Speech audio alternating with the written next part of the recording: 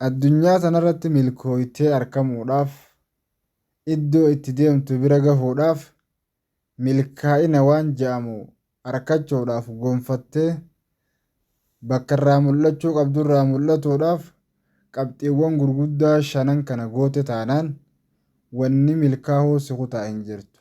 Wantoota shanan kana qabxii shanan armaan gadi siif lakkaa'uu deemu kana shanaffaan faan akkaan murteessituudha. Obsaan agadhumaa na waliin turii dhageeffadhuun siin ja'a.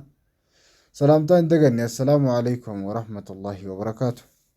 Kabajamtoota dhageeffattoota hordoftoota kiyya qaqqaalii kan biyya keessaa biyya alaa teessanii nu daawwachaa jirtan nu hordofaa jirtan bakka jirtanitti nagayni rabbii isinirratti haa jiraatu isiniin jechaa yuutuuba kana sabiskiraayib laayik sheer godhuu hin dagatinaa isiniin jechuun barbaada. Har'a maalirraa dubbachuu dhufnee kaayyoo qabduu galmaan gahuudhaaf barataa taatus barnoota kan kee galmaan gahuudhaaf qabxiiwwan shanan kana godhuu sirra jiraata. Inni tokkoffaadha. Kaayyoo kan kee galmaan gahuudhaaf jecha namaa maal naan ja'anii mataa kee ol osoo hin taane miila kee jala keessee ilaaluu qabda. Namni maal naan ja'a jecha maal naan ja'anii jedhu kana mataa kee ol osoo hin taane miila kee jala kaayuutu sirra jiraataa jechuudha. Inni lammaffaadha. Rakkina amma keessa jirtu laaltee abdiin kutatiin. Kaleessa eessa akka turte yaadadhuu gara fuulduraatti rabbii kan kee abdadhuu tarkaanfii kan kee gara fuulduratti deema. Rakkinni amma keessa jiraattu ni dabra. Jabduun irra si jabaatte ni laaffatti waan ta'eef. Inni irraa sadaffaadha. Ogummaa fi ogummaa ati qabdu.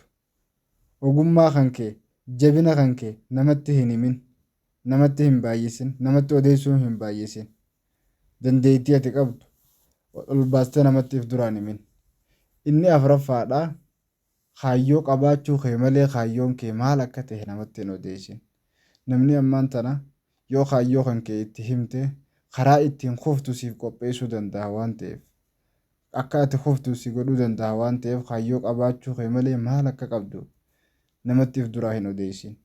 Inni irraa dhumaatiif inni shanaffaadha. Taatee argamuu qabda. Waan tahuu qabdu san taatee argamuutu sirra jiraata jechuudha.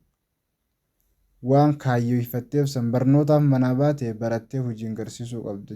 Dalaydee jijjiiramuuf manaa baate jijjiiramtee hojiin garsiisuu qabda. Wanni jijjiiramuu si kutaa hin jirtu. Wantoota shanan kana goote taanaan wanni milkaa'ina irraa si kutaa hin jirtu.